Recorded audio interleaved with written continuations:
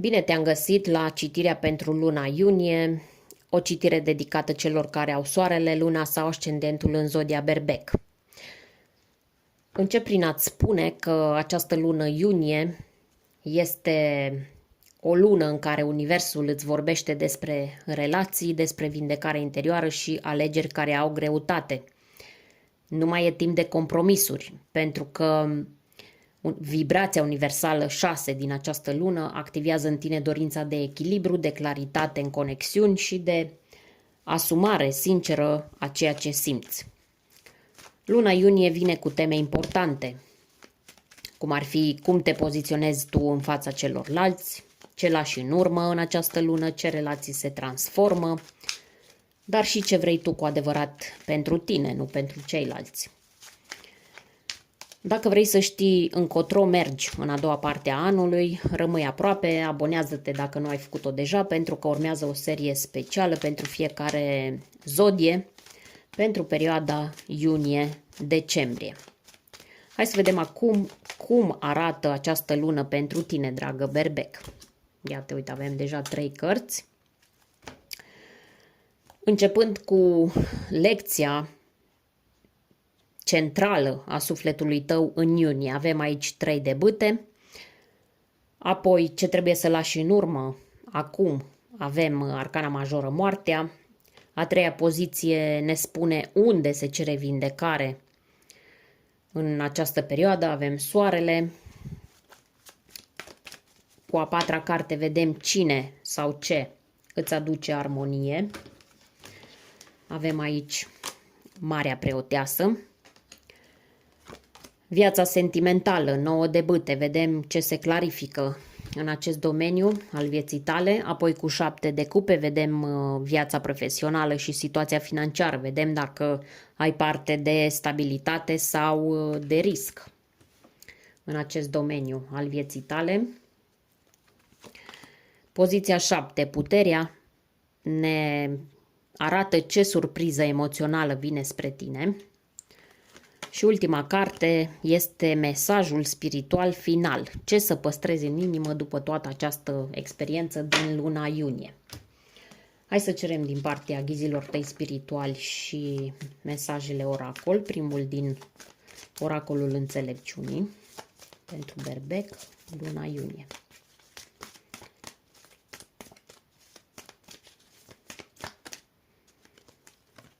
O alegem pe aceasta. Numărul 25. Ciclurile.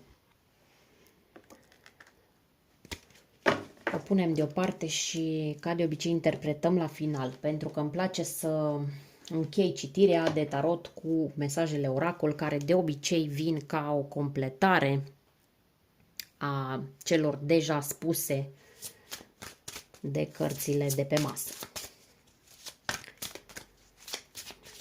Vine ca o ghidare suplimentară fiecare mesaj. Acum din pachetul de cărți de manifestare secretul.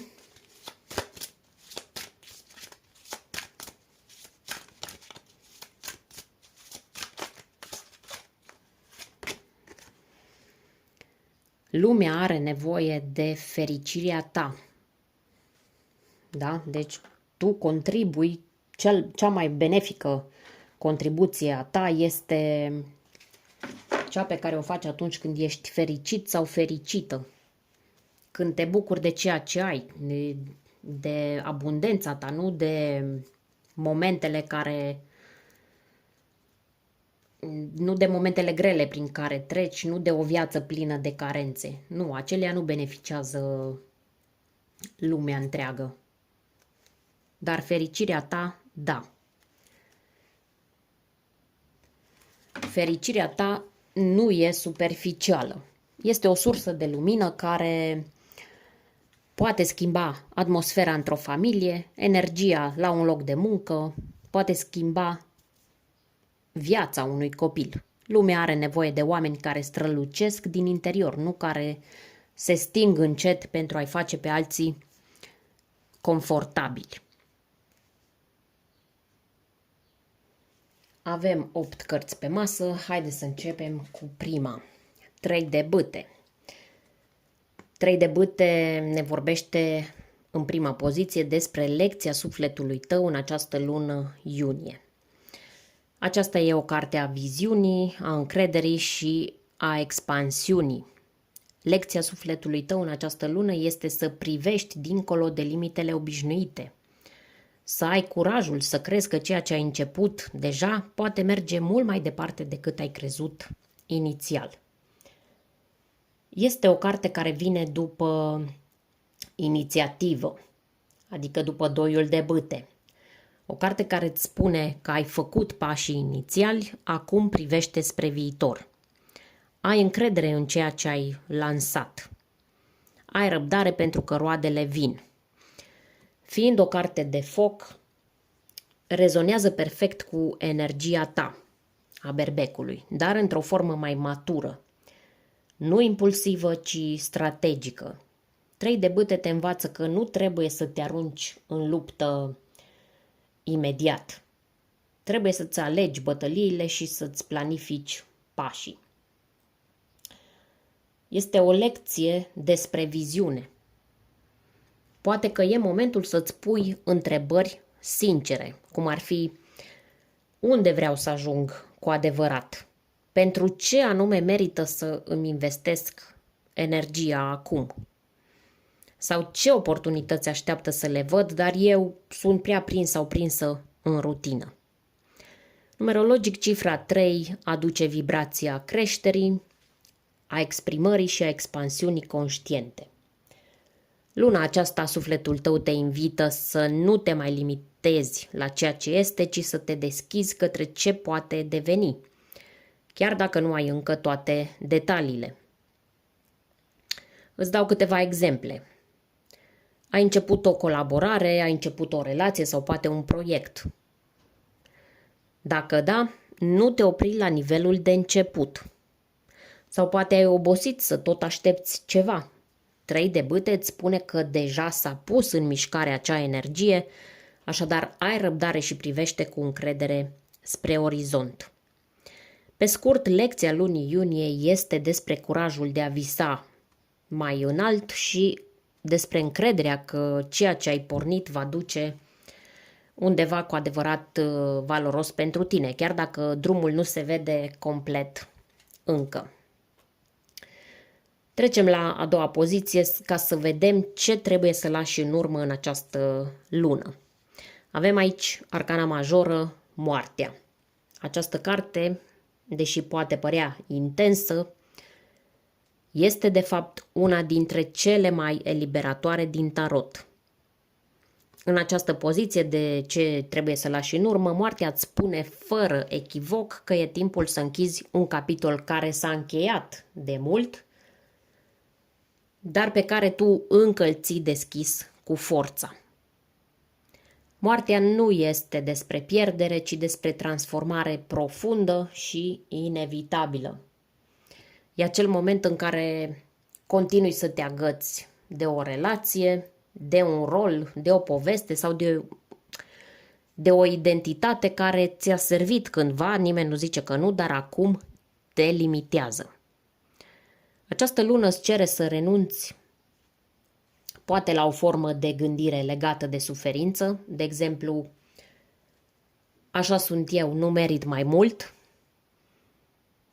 Îți poate cere să renunți la un atașament față de cineva care te trage în jos. Sau mai poate fi vorba să renunți la un mod de viață care te-a ținut pe loc, deși părea ceva sigur și stabil. Zodia asociată cu această arcană majoră este Scorpionul, simbol al transformării, al profunzimii emoționale și al renașterii. Moartea aduce cu ea și promisiunea unei noi vieți, dar doar după ce accepți finalul cu adevărat. De multe ori această carte apare atunci când cineva se teme să renunțe pentru că nu știe ce urmează. Dar aici mesajul este clar. Viitorul nu poate începe dacă tu refuzi în continuare să închizi ușa trecutului. Concret, ce trebuie să lași în urmă? Poate că o iubire care te consumă, dar nu te mai hrănește. Poate e o imagine despre tine însuți sau despre tine însăți care nu mai corespunde realității.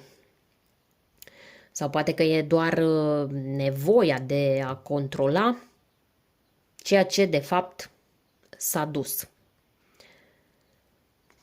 Este esențial aici să lași moartea simbolică să-și facă treaba. Tu ai nevoie de spațiu pentru nou. Și acest spațiu nu vine decât atunci când alegi să eliberezi conștient ceea ce te ține blocat. După o eliberare atât de profundă cum ne-a arătat moartea, sufletul tău are nevoie de lumină. Și iată venind din plin la următoarea poziție. Așa cum am spus și în alte citiri, Soarele este una dintre cele mai pozitive cărți din tarot. Dar în această poziție care ne spune unde se cere vindecare, ne arată că ai pierdut sau ai rătăcit tocmai bucuria de a fi tu. Vindecarea profundă în această lună este legată de permisiunea de a fi autentic, autentică, de a fi viu, vie, spontan, spontană. Permisiunea de a simți că ai voie să te bucuri din nou. Această carte arată că poate fără să-ți dai seama ai construit ziduri între tine și propriul tău entuziasm, între tine și copilul interior. Poate din protecție, poate pentru că te-ai simțit dezamăgit sau dezamăgită, poate pentru că ai simțit că pur și simplu nu mai ai pentru ce să te bucuri. Dar adevărul este că bucuria ta este un medicament, nu doar pentru tine, ci și pentru cei din jurul tău. Soarele este cartea adevărului personal. Asta înseamnă că vindecarea începe în momentul în care nu te mai rușinezi de cine ești, nu te mai compari cu alții și nu te mai minți că ești bine doar ca să nu deranjezi pe nimeni. Poate că a sosit timpul să spui, vreau mai mult, vreau să fiu eu, vreau să fiu fericit sau vreau să fiu fericită. Și asta nu te face deloc egoist sau egoistă. Nu. Te face să fii sincer sau sinceră cu viața ta. Soarele își cere să vindeci frica de a fi văzut sau văzut așa cum ești cu adevărat. Frica de a te bucura pentru că undeva în mintea ta ai adânc înrădăcinată credința că sigur urmează ceva rău după. Nu. Sau trebuie să vindeci convingerea că fericirea ta îi deranjează pe alții. Uneori durerea profundă vine exact din faptul că simți că nu poți fi tu însuți sau tu însăți în relații, că trebuie să te adaptezi, trebuie să te cenzurezi, trebuie să fii rezonabil sau rezonabilă. Soarele îți spune nu mai faci așa ceva. Aceasta este o carte care îți spune să-ți amintești de tine, de acel tu sau acea tu de dinainte de compromisuri, de dinainte de renunțări, dinainte de eforturile pe care le-ai făcut pentru a-i mulțumi pe alții. Bun, după ce ai regăsit lumina interioară cu soarele, următorul pas este să înțelegi unde găsești liniștea. Armonia nu vine mereu din exterior. De cele mai multe ori ea vine din tăcerea care te apropie de adevăr. Marea preoteasă, în poziția cine sau ce poate aduce armonie. Marea preoteasă este o prezență tăcută, dar profundă. În această poziție ea îți spune clar că armonia nu vine din ceea ce spui sau din ce fac alții pentru tine. Armonia vine din ceea ce alegi să simți și să înțelegi în tăcere. Este o carte a intuiției profunde, a conexiunii cu vocea interioară. Dacă ai fost în ultima vreme înconjurat sau înconjurată de zgomot, de sfaturi contradictorii, de conflicte, de emoții copleșitoare. Știi tu mai bine de ce ai fost înconjurată în ultima vreme. Marea Preoteasă îți arată că singurul loc în care se face pace este în interiorul tău. Ea vine și cu un mesaj practic. Ține unele lucruri doar pentru tine în această lună. Nu trebuie să explici totul tuturor, nu trebuie să te justifici, nu trebuie să dovedești nimic nimănui. Așadar, știi tu deja ce trebuie să ții pentru tine. Poate fi o relație în care cere tăcere în loc de explicații, poate fi o decizie care trebuie luată nu cu mintea, ci cu sufletul. Uneori această carte indică și o persoană care poate aduce echilibru. Poate fi vorba de o femeie calmă, o femeie spirituală, discretă, sau poate chiar o latură din tine pe care n-ai mai lăsat-o să iasă la suprafață.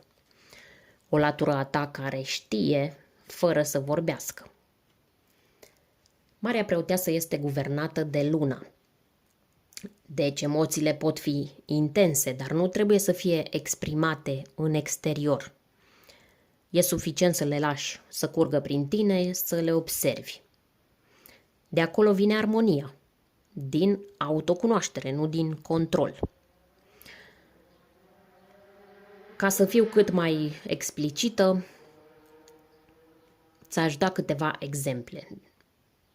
Dacă ești prins sau prinsă într-un conflict, Marea Preoteasă îți spune că nu e momentul să argumentezi, doar ascultă varianta celuilalt.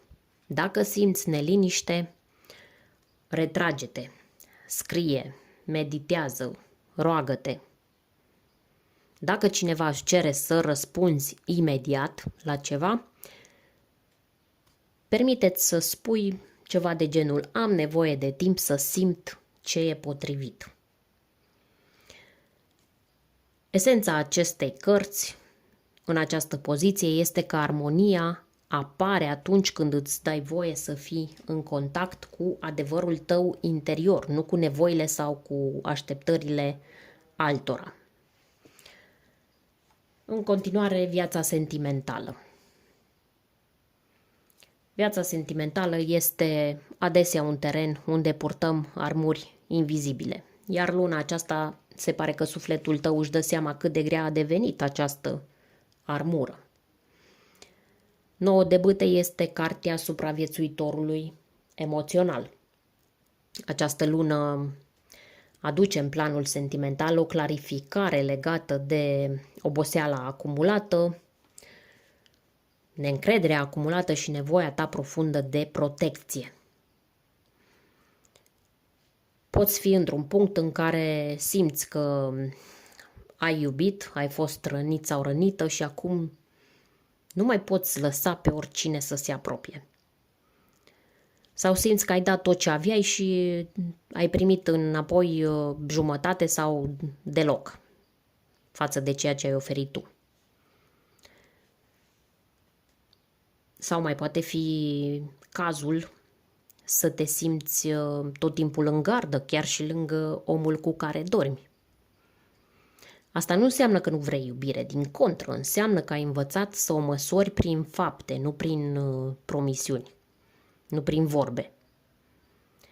Dacă ești într-o relație, e posibil ca partenerul sau partenera să simtă că nu are acces la tine complet. Sau poate tu simți că trebuie să te aperi constant, ca și cum ceva lipsește din siguranța emoțională. Această lună te vei întreba dacă mai are sens să lupți pentru asta. Sau te aperi de ceva ce nu mai e de mult timp acolo. Dacă ești singur sau singură, poate apărea cineva, dar s-ar putea să nu știi cum să te deschizi. Sau poate că te-ai învățat atât de bine să fii pe cont propriu, încât nici nu mai recunoști semnele când cineva chiar e sincer. Cifra 9 în tarot este asociată cu finalizarea unui ciclu.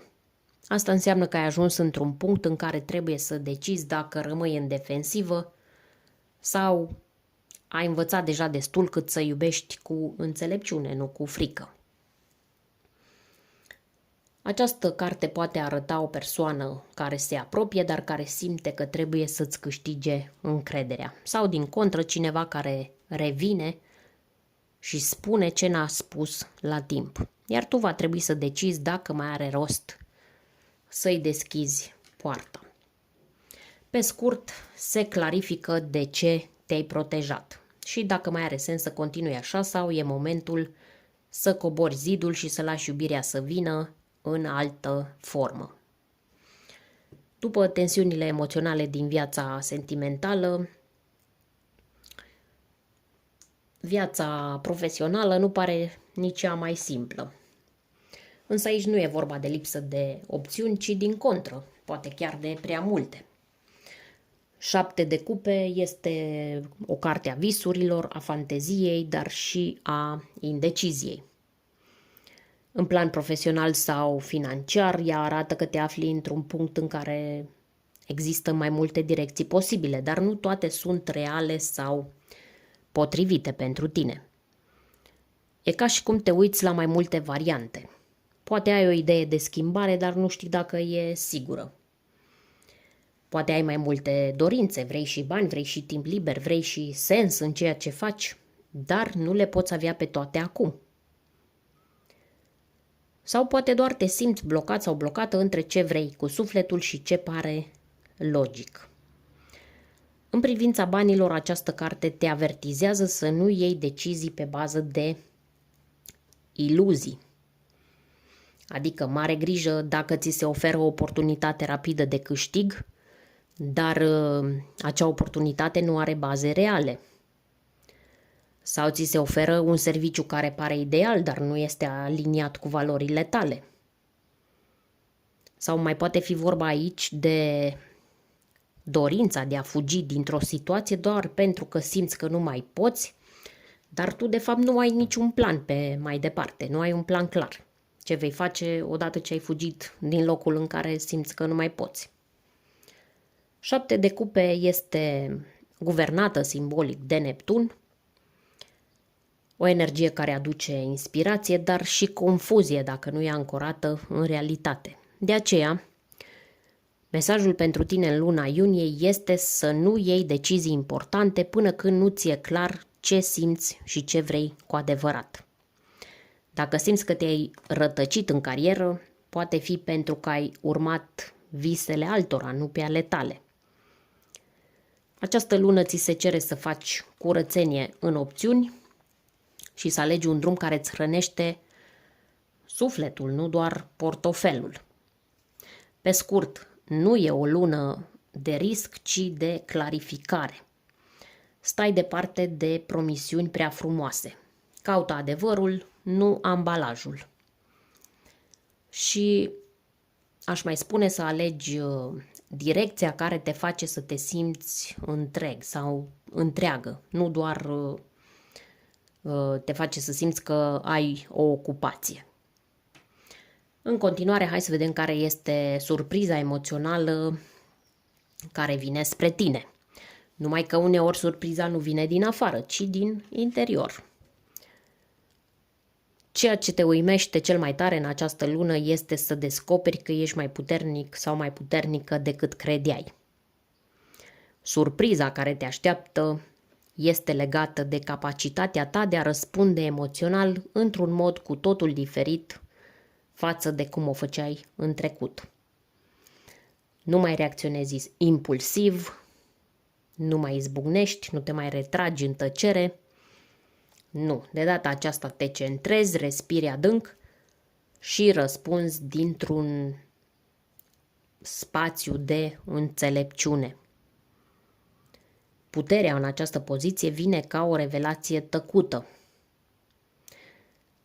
O să-ți dai seama că nu mai ești la fel de reactiv, reactivă, că îți poți susține punctul de vedere fără ceartă, sau că poți ține piept unei situații emoționale intense cu demnitate.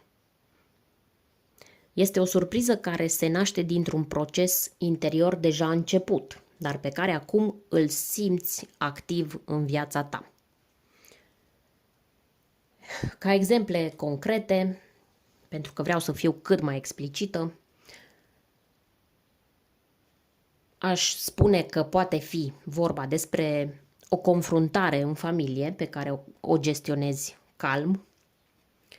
Poate fi o discuție cu cineva din trecut care nu te mai destabilizează. Sau poate fi o alegere dificilă emoțional pe care o faci fără să te mai simți vinovat sau vinovată. Această carte este asociată cu leul, semn de foc, curajos, dar și protector. Energia care vine spre tine este una de stăpânire interioară, de blândețe conștientă, de control al impulsurilor și de redobândire a demnității. Uneori această carte mai aduce și un mesaj legat de o altă persoană. O prezență caldă, matură, echilibrată, care te inspiră prin felul în care își gestionează emoțiile. Sau poate fi cineva care te ajută să-ți vezi propria valoare exact într-un moment în care erai pe cale să te îndoiești de tine. Așadar, cheia acestei surprize este că nu mai reacționezi ca înainte și tocmai asta schimbă totul. Surpriza emoțională nu e ce vine, ci cum răspunzi. Iar acest răspuns matur, demn și centrat, deschide uși care înainte erau închise. După atâtea revelații emoționale și clarificări de direcție, sufletul tău are acum nevoie de ceva simplu, dar esențial. Are nevoie de o bază, de un nou început, de o intenție curată de a construi în liniște ceea ce contează cu adevărat pentru tine. Mesajul spiritual final. Ce să păstrezi în inimă? Valetul de monede apare aici ca o încurajare blândă. Îți spune să nu te grăbești, îți spune să ai răbdare cu tine, pentru că ai început un nou proces interior și trebuie să-i dai timp să prindă rădăcini. Este o carte a învățăcelului, a celui care nu știe încă totul, dar este dispus să învețe, să observe și să experimenteze. Poate că luna iunie nu îți va aduce rezultate spectaculoase, dar îți va da șansa să pui o cărămidă importantă acolo unde cândva nu era nimic. Mai concret, poate fi vorba de un nou proiect profesional sau de o direcție financiară nouă. Poate fi vorba de un nou mod de a te raporta la relații, mai matur, mai calculat, mai ancorat. Sau poate fi vorba de o decizie de viață care cere disciplină și perseverență. De exemplu, o mutare, școală, planuri pe termen lung. Spiritual vorbind, acest valet îți transmite că a fi la început de drum nu e o slăbiciune, este o binecuvântare. Pentru că acum poți construi altfel decât ai făcut-o înainte. Acum o poți face fără frică, fără graba de a demonstra, fără nevoia de a te compara. Dacă ne uităm la prima carte, 3 de bâte, vedem că totul se leagă.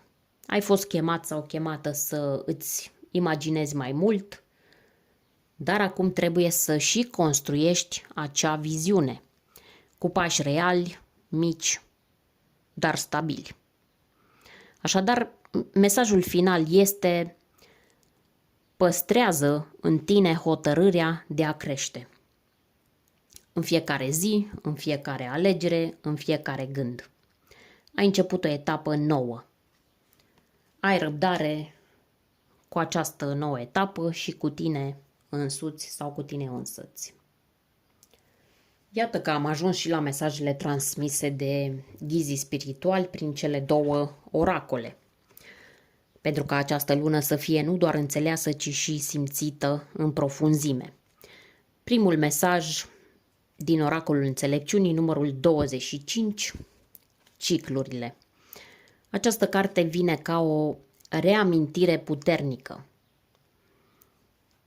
că viața ta nu se desfășoară în linii drepte, ci în cercuri care se închid și se redeschid de fiecare dată la un alt nivel.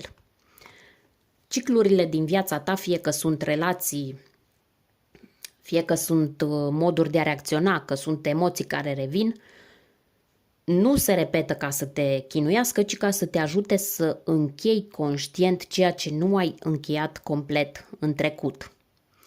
Dacă simți că iar se întâmplă același lucru, nu e pentru că n-ai scăpat de situația respectivă, ci pentru că acum ești mai pregătit sau pregătită să faci alegerea corectă. Numărul 25 aduce o combinație de 2, alegeri, parteneriate și emoții, și 5, schimbare, evoluție și libertate. Împreună formează 7, cifra căutării interioare și a adevărului spiritual. Așadar, eu văd aici un mesaj clar. Ai în față un ciclu care se poate închide altfel decât până acum, dar numai dacă te întorci către tine, nu către trecut. Poți spune chiar cu voce tare, ca o ancorare personală, următoarele cuvinte.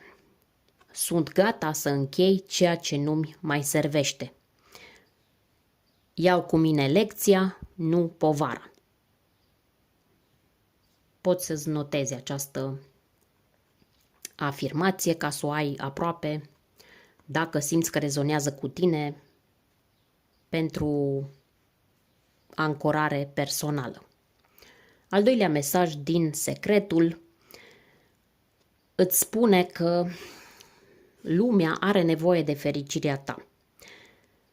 O viață de suferință sau lipsuri nu ajută pe nimeni, dar fericirea ta, bucuria ta autentică, trăirea ta din plin, toate acestea ridică vibrația lumii întregi.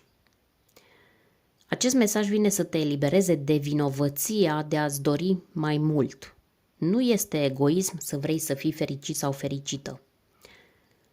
Nu e superficialitate să-ți dorești iubire, abundență, timp, liniște sau chiar lux, dacă asta vine dintr-un sentiment sincer, nu din comparația cu ceilalți. Universul îți spune că atunci când tu te bucuri de viața ta, le dai și altora permisiunea să facă același lucru.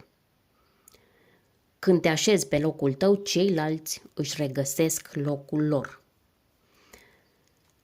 Poate ai fost crescut sau crescută să crezi că trebuie să te sacrifici, să suferi, să nu ceri prea mult. Dar luna aceasta, ghidarea spirituală este clară. Fericirea ta este o contribuție benefică, nu o rușine. Dragă berbec, ai în față o lună de închideri, clarificări și începuturi tăcute. Vei redescoperi curajul de a simți, de a construi, de a spune merit mai mult. Lasă ciclurile să se închidă, lasă lumina să revină și mai ales nu-ți cere scuze că vrei să fii fericit sau fericită, pentru că lumea chiar are nevoie de energia ta vie, autentică și sinceră. Dacă ai simțit că acest mesaj te-a ajutat, te-a inspirat, ți-a oferit claritate, poți salva acest videoclip și reveni la el oricând pe parcursul lunii. În funcție de starea ta, universul îți poate revela exact nuanța de care ai nevoie atunci. În speranța că ți-am fost de folos, îți doresc o lună plină de claritate și iubire autentică. Pe curând!